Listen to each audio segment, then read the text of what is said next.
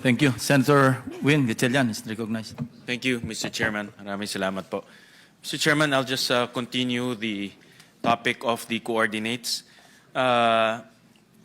Ito kay Yusek Bernabe o kay Yusek Bisnar. Actually, dapat walang pagpapalit ng coordinates.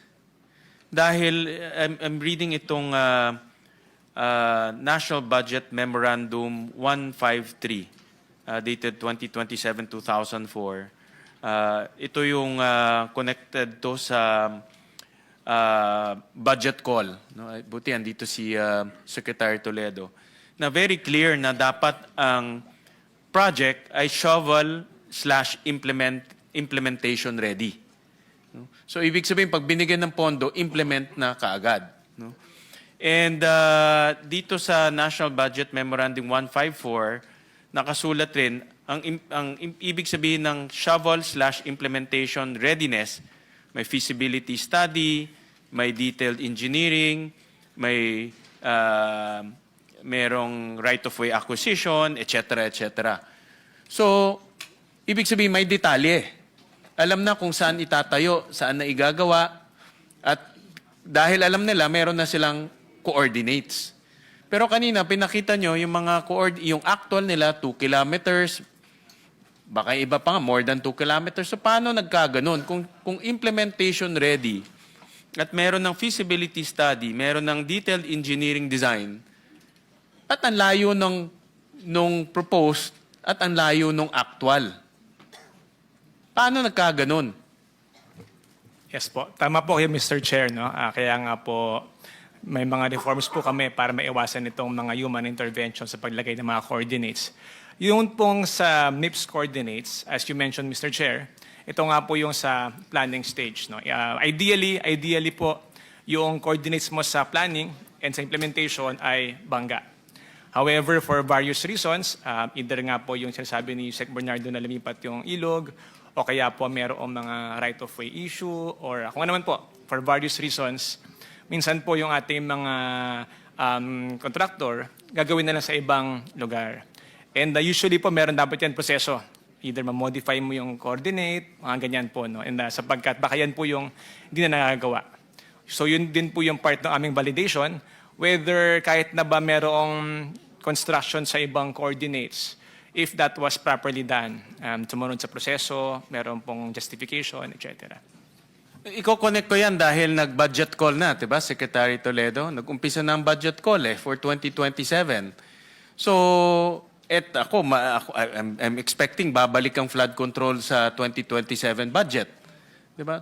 So, anong reforms ang ginagawa ninyo para ma-assure kami dito na pag bumalik yung flood control projects, hindi na maulit na ni coordinates, hindi na susundan. Yung coordinates kasi basic yun eh. Diba? And in this 2026 budget, and I think DPWH, meron ng mga station numbers tayo linagay, diba? Lahat ng project. But ngayon, dahil nga sinasabi nyo pwedeng mag-move yung coordinates at station numbers, medyo nag-aalangan ako na kahit ilagay natin sa GA, in actual, iba naman yung lalabas. Ang problema doon is validation. Kaya naririnig ko kanina na out of the 420 plus projects, 14 lang pala yung actual na ghost project because nailipat yung actual coordinates. So how do we prevent something like that to happen again in 2027? Dahil ang gusto natin, pag print na sa libro, yun na talaga. Kasi yun naman yung guidelines nakasulat doon, shovel ready. May feasibility study, may work program. At para magawa mo yung work program, dapat meron kang actual survey. Di ba? Tama po, Mr. Chair. No? Babalik po talaga tayo sa proper planning. Kapag po kasi yung proyekto ay naplano na maayos, dumaan po sa tamang proseso, meron ka ng mga recommendations from the, in this case po, yung ating mga panel of experts na for the master plan ng flood control. Dapat po, kung ano po yung inyong pinlano, ano po inyong sinubmit sa central office for NEP, yun na po talaga yung sundin. No? I guess yung dati po, baka po yan sa kakulangan ng pagplano, kaya po para na lang may habol yung proyekto, gagawa ng coordinates, pagdating sa baba, iba pala yung actual, re-remedyohan na lang po. So it comes down to proper planning and proper implementation po, Mr. Chair. So ibig sabihin yung coordinates, kahit na hindi pa yun yung actual projects, ginagawa na lang for the sake na may malagay sa budget. Posible po, Mr. Chair. Posible po. Hindi naman pwede yun dahil kung ganun, hindi based on need yun ating budget. Diba? Parang dinodoktor lang yung coordinates para malagyan lang ng pondo. Tama? Posible po, Mr. Chair. At yan naman yung aking gustong i-flag sa DBM because last year when we had our DBCC hearing, hindi katanggap-tanggap yung sinagot ni former Secretary Pangandaman na sinusubo na lang sa kanilang ng DPWH tapos ilalagay sa NEP. So ang DBM being the gatekeeper of our budget, kung isusubo sa inyo basura, bibigay nyo rin sa amin basura. So, ang tanong ko, first sa DPWH, you said may reforms. Ano itong mga reforms na ginagawa ninyo? At how will this translate to the itong consolidation ng DBM na ginagawa? And maybe si Secretary Toledo can answer to that. No? So para hindi ang punto ko lang naman, we're trying to avoid what happened in the past. At in-expect ko kasi babalik ang flood control projects this 2027, di ba? So, notorious ngayon na gumagalaw pala yung coordinates. Yung iba, hindi pa kompleto yung description. So, anong reforms ang ginagawa ng DPWH?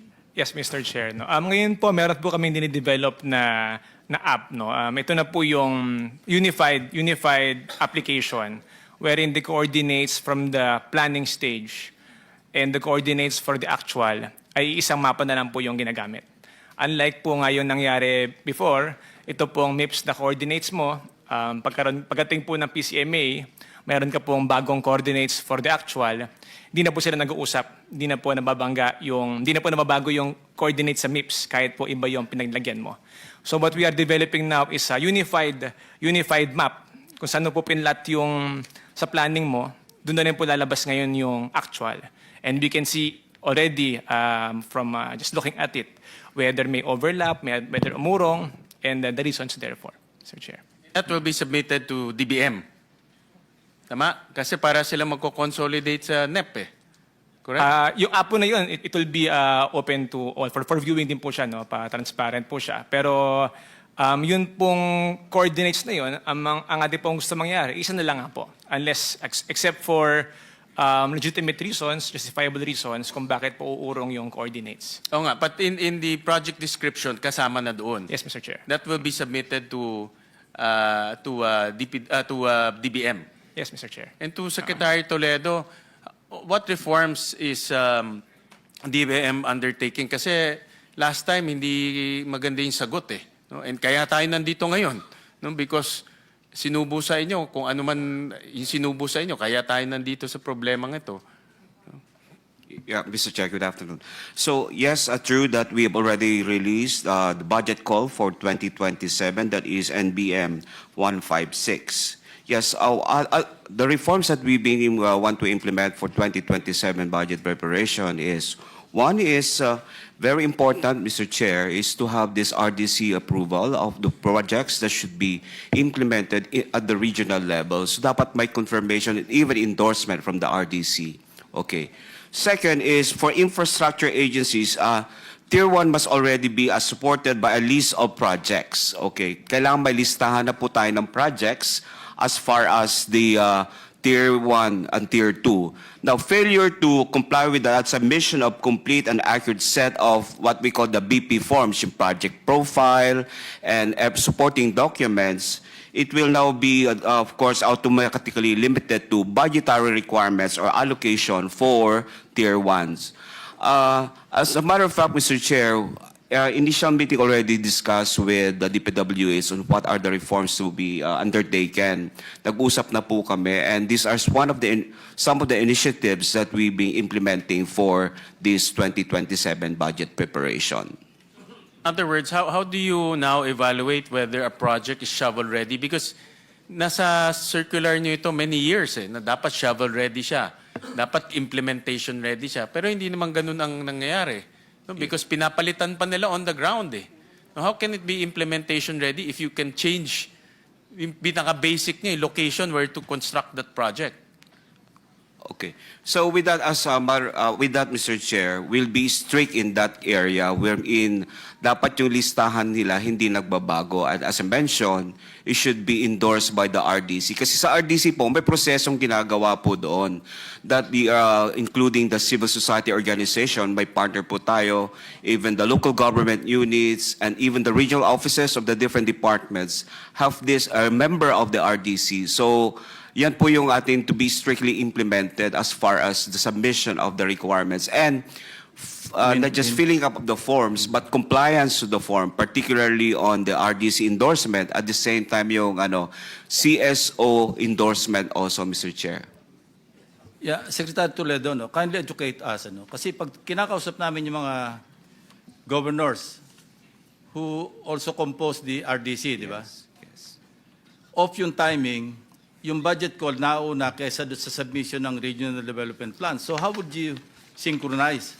Kung tapos na yung budget call, wala pa yung RDC, how can you rely on the RDC plans, regional development plans, kung late sila nagsasubmit and they're not even ahead of the budget call? Kasi yung budget call starts from January to March or April. March, di ba? Pero yung RDC, natatapos sila mga August, September, minsan October. So how can you rely now on the input or output ng mga regional development councils kung nauna kayo? Okay. Mr. Chair, based sa bawat budget call po, may naka-indicative budget preparation calendar po doon. And nakalagay po doon, right now we issue the January, we issue the budget call.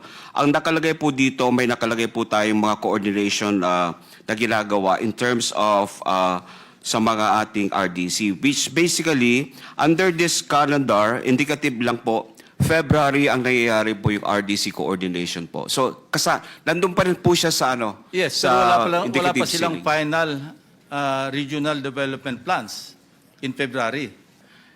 It should have Indicative been, lang.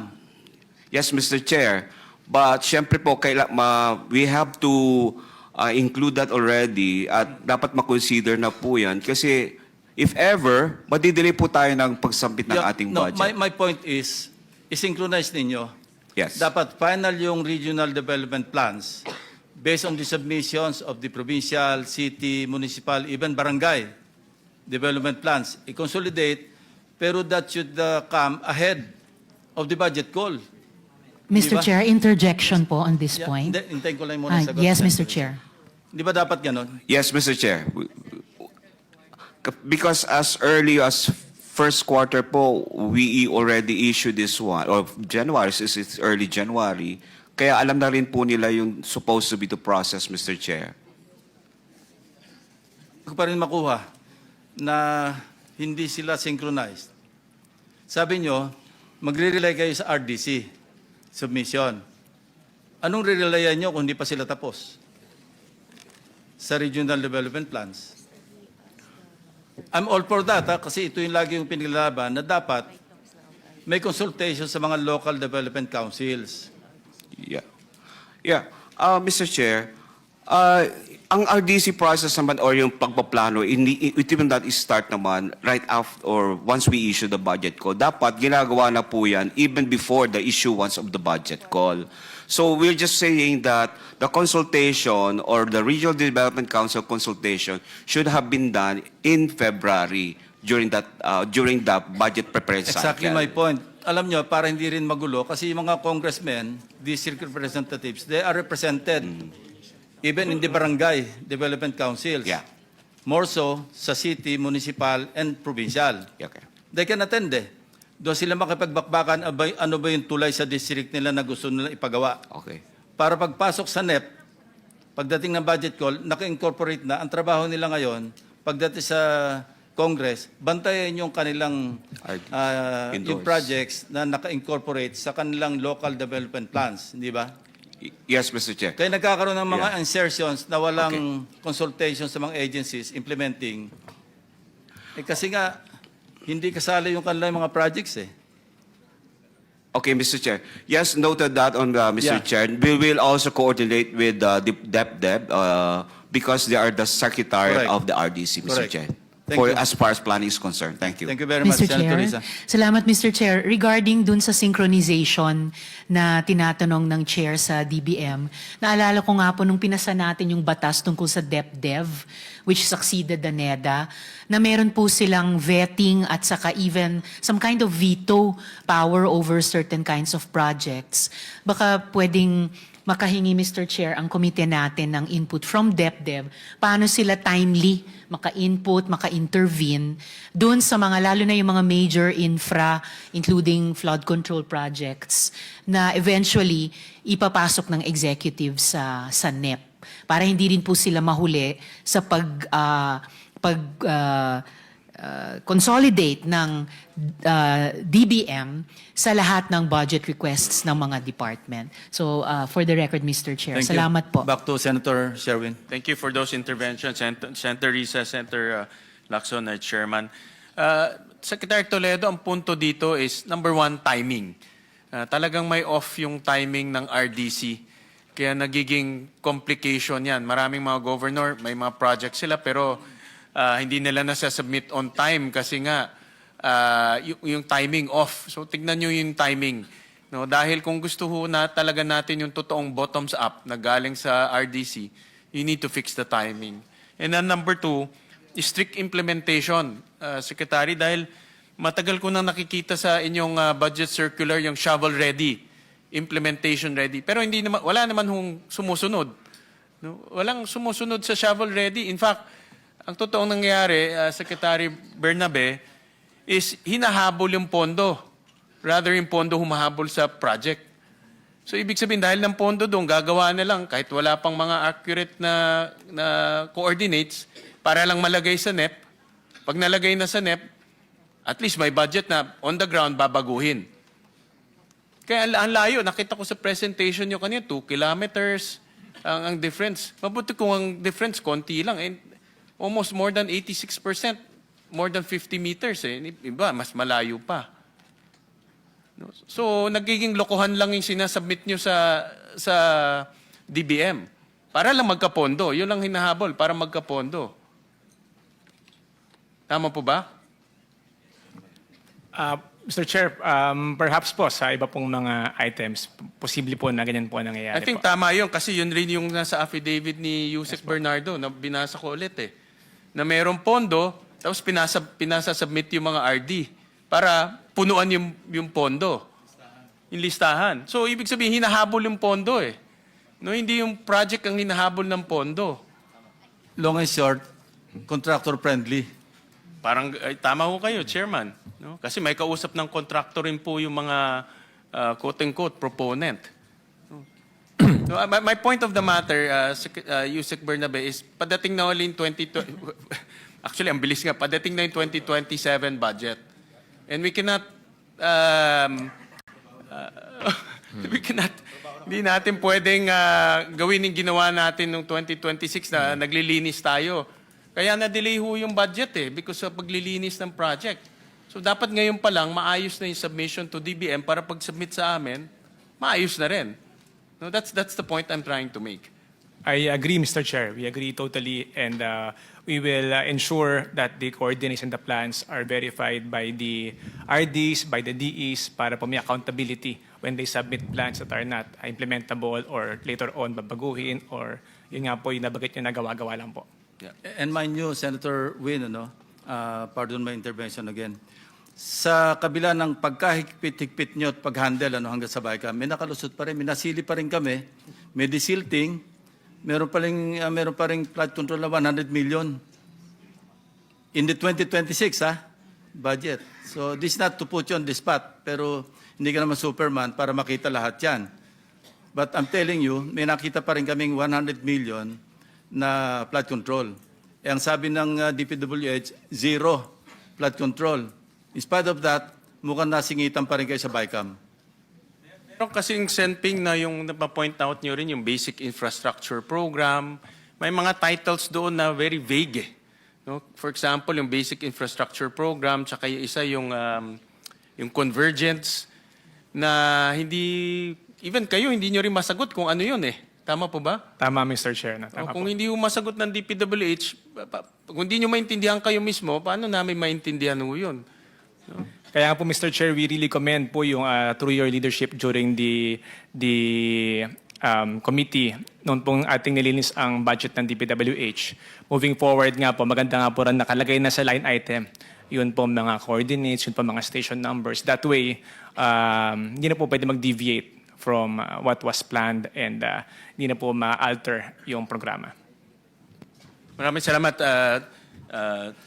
Mr. Chairman. Your Honor, Mr. Chair, if I just can add, habang ongoing sir yung validation nitong 30,000 flood control projects, ang isa pong direction ni Secretary is i-map out na po itong 30,000 na to para pong makita po natin ano po pa yung gaps na pwedeng paglagyan in the future po. Thank you, Your Honor. Now, relevant question. Will you deal now with the substandard and ghost projects? Nandyan yan. Yes po. Anong pondo gagamitin nyo para i-correct yung naging substandard? Palagi ko, mas mahirap gawin yung substandard kasi aayusin pa yan. Kesa doon sa ghost, that's another Yes, Your problem Honor. altogether. How will you deal with it? Saan kayo kukuha ng pondo? Diyan po, isa pong example tungkol sa Kalumpit, Bulacan, Your Honor. Pinuntahan po namin ni Secretary yan and doon po talagang may mga ghost projects. The problem about it, sir, Your Honor, is tama po yun na may mga ghost po doon. Ngayon po, ang pina-find out, paano pa rin po malalagyan ng flood control project ang mga to para hindi naman po talaga maapektuhan araw-araw yung mga residente po doon sa barangay na yun. Tanong ko pa rin, saan kayo kukuha ng pondo? Wala na sa item yan ng 2026. Yeah, yes, Mr. Chair. So how will you deal with it? Ito po is going forward sa 2027 onwards, Your Honor. In the meantime, bahain na muna yung mga taga Bulacan. If I may, Mr. Chair. May, Mr. Chair, actually, we will have to confer with DBM. We have savings from 2025. And we intend to Ang augment savings those ninyo nasa mga savings. 50 billion. Tama po, This is Mr. according Chair. to Secretary Vince Yes, Dizon. Mr. ano? Chair.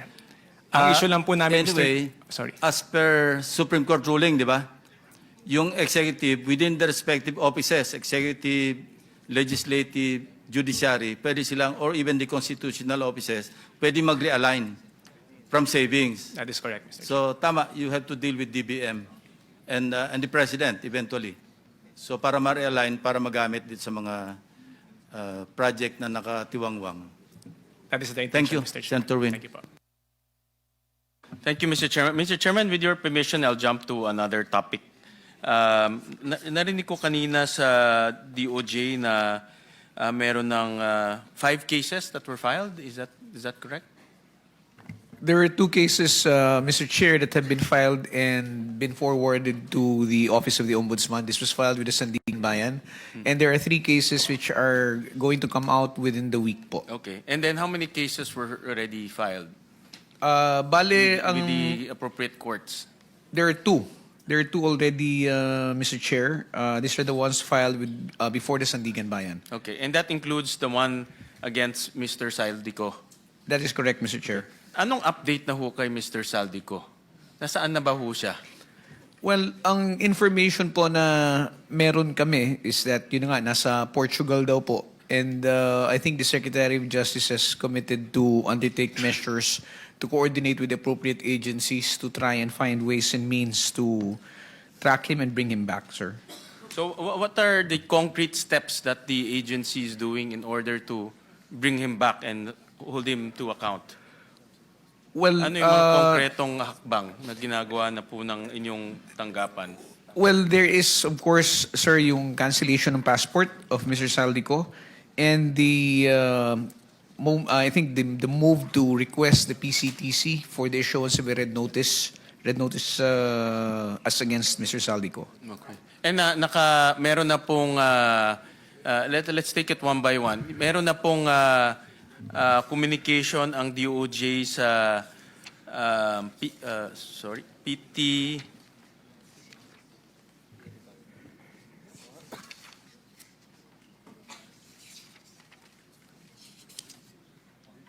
Philippines, is that the PCTC, tama? The Philippine Center for Transnational Crime. Is it the DOJ who will... It will be I believe, Mr. Chair, it will be the Office of the Ombudsman that will be making the coordination. As far as the cancellation of the passport, it will be done as soon as the case is raffled already to the appropriate division. Na-cancel na ba ho yung passport? Ang unang tanong. Ay, hindi po. Ang passport po kasi pwede lang hilingin yung pag-cancel niya kapag halimbawa pong na-file na sa korte at nakapag-issue na po ng warrant of arrest ng husgado. Diba ho mayroon ng na-file na case sa Sandigan? I'm referring, Mr. Chair, to the case of the department. Yes. The case that was filed, I'm not privy to the case that was filed by the Office of the Ombudsman. But you're correct. There is already one that is already pending before the Sandigan I'm talking about the case filed by government. Yes. In this case, para regardless whether it's Ombudsman or the DOJ, I know that you are coordinating and working cohesively to get those people back to the country. So yung mga cases na-file na ho sa Sandigan, di ba ho? Yes, Mr. Chair. At na-cancelan na ba ho yung kanyang passport? Yung passport niya... Filipino passport. The Yeah, Filipino yung Philippine passport niya has been cancelled already. This is with respect to the case filed by, again, I have to make that distinction, filed by the Office of the Ombudsman. Okay. And ano pong complication na meron ho siyang, I believe, narinig ko sa news, meron siyang Portuguese passport? Tama po ba? Yes, that is what we heard also, Mr. Chair. Ang nagiging problema ho kasi natin, the challenge here is that we do not have an existing extradition treaty with Portugal. And therefore, we have to look for other avenues by which we can try to get him back.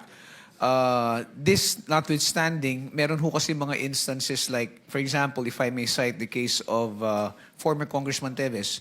When he was in East Timor, the Philippines also did not have an extradition treaty. But through our Department of Foreign Affairs, we communicated with the Timorese government and we were told to take the track, which is to file one, just the same. And that's what we had to do just to start off the effort to try to get him back. So, posible rin pong mangyari yan ngayon dito, no, na kahit na wala po tayong extradition treaty, kung magkasundo po at yun po ang ibigay na guidance sa atin, yun po ang susundin ng ating bansa. Mr. Chairman? Yes, go ahead. With the permission of Senator Senator- President is recognized with the permission of Senator Gatchalian. Thank you very much. There is a variation, and we would like you to look into this and study the possibility. What if there is a legislative warrant? A legislative warrant of arrest for any person abroad who is in a country who is a member of the IPU, the Interparliamentary Union. Is it possible to execute the legislative warrant? And can it be used? Through the IPU. Can you study that possibility? Yes, we will do that, Mr. Chair, Mr. Senate President. We will look into this and see if it is possible to take that route, no, instead of going through the more tedious process of an extradition. No, the person will be forced to appear and submit to the legislative warrant of, say, the Philippine Senate. We will do that. We will heed the advice of the Chair and the Senate President. In fact, that was the move that the government undertook in the case of Ms. Alice Guo. Si Senator Risa is very familiar with that. In fact, Senator Risa was the chair of that committee when she issued the warrant. Yun ang ginamit ng Indonesian government through their Interpol to bring her back to the country. Nagamit ho yun. So, but ang importante ho, merong notice na sa Interpol. Meron ng hakbang tayong ginawa. Meron na ba hong ganun na ginawa ho tayo sa Meron na Philippine po. Center for Transnational Crime? Yes, Mr. Chair, the coordination was done and the request was made by the National Bureau of Investigation Okay. to the PCTC. meron na bang na-issue mga red notice or the other notices? Wala pa po kaming, I do not have that information right now, Mr. Chair, but I can verify that with the NBI as soon as after the hearing. I won't go into the details no, because Opo. of the sensitivity of the case. Pero ang gusto ko lang humalaman, meron na tayong hakbang na ginawa para ma-alerto na po ang Interpol at gumalaw na rin po ang Interpol sa iba't ibang parte. We don't know actually kung nasaan siya, no? Iba't ibang parte ng mundo. Meron na po tayong hakbang na ginagawa. Ang hindi ko pa lang po alam kung ano na po ang naging tugon ng PCTC and up to what extent no action has been taken to try and implement the red notice. So we will verify that with the NBI and the PCTC, Mr. Chair. All right. Thank you. Thank you. Mr. Chairman, I don't know if I have more. Mr. Chair, Secretary Rolly, Yes, Secretary Toledo. yes, we just received message from our colleagues from the DepDeb, okay, as far as the RDC process, Mr. Chair, that they have already the regional plans, which is 3 years already, and the RDC budget hearings will happen February to March. So that's as far as inconsistent with our budget call calendar, Mr. Chair. Thank you for the information, Secretary. Thank you, Mr. Chairman. I believe I still have 3 minutes. This is my last question, Mr. Chair, and gusto ko ma-take advantage po yung presence ni former Secretary Bonoan na nandito. Secretary Bonoan, nabasa niyo na po itong affidavit ni Yusek Bernardo? No, Your Honor, I have not. Hindi niyo ho nabasa ito, pero this was furnished to us during one of the hearings ng Blue Ribbon at na-implicate kayo dito many, many times. No? And let me just read. On page 18, sometime in 2022, Secretary Banoan directed me to submit a list of projects for possible inclusion in the NEP for fiscal year 2023 worth around 450 million. And in the same page, Engineer Alcantara gave 10% of the value of the projects. In page 19,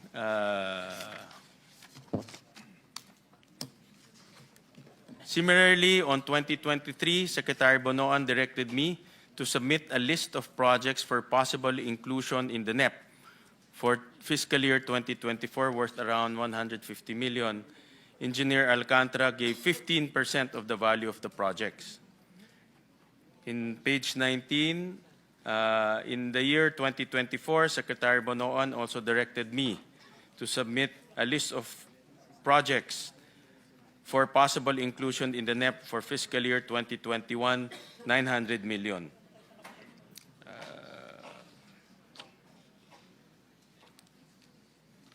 Tapos, in page 20,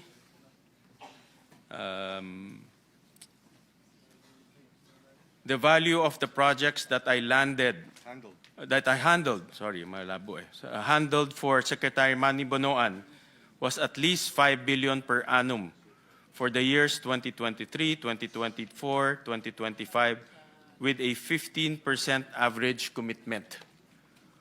Of this 15% average commitment, Secretary Manny Bonoan, 75% usually would give me 25% of the commitment, with the rest of the commitment shared between him and Secretary Cathy Cabral.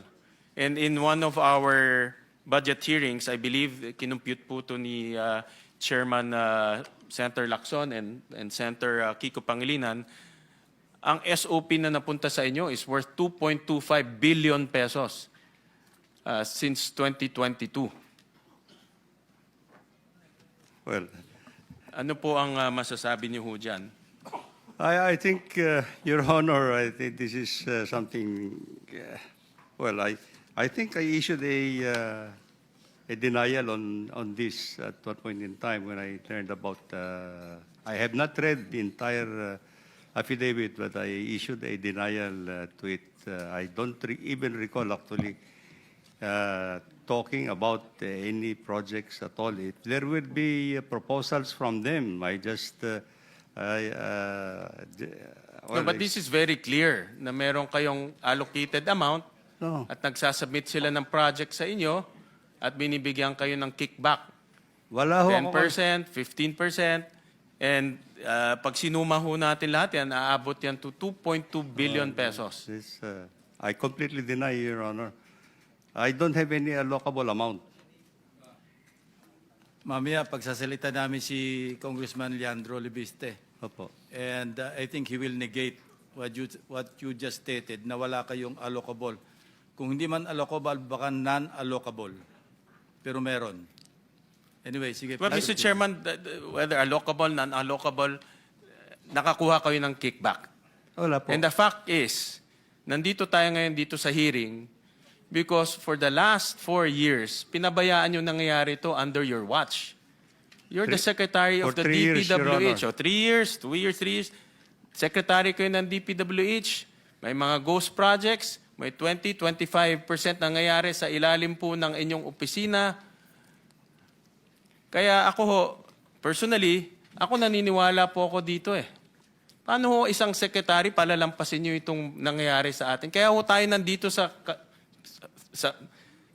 ganitong sitwasyon ngayon eh.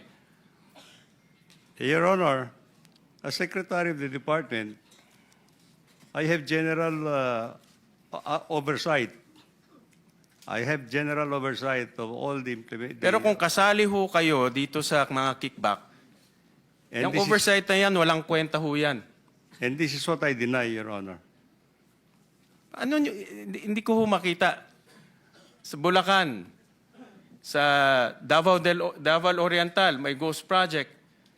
Lahat ng kasama nyo, alam, in 2025, na kickback na nangyari. Kayo lang hindi nakakaalam eh. Your Honor, I was the one actually who reported to the President where the ghost projects are in 2025. Nung pumutok na ho to, nung nag-privilege speech na Senator Lacson dito Hindi sa po. Senado.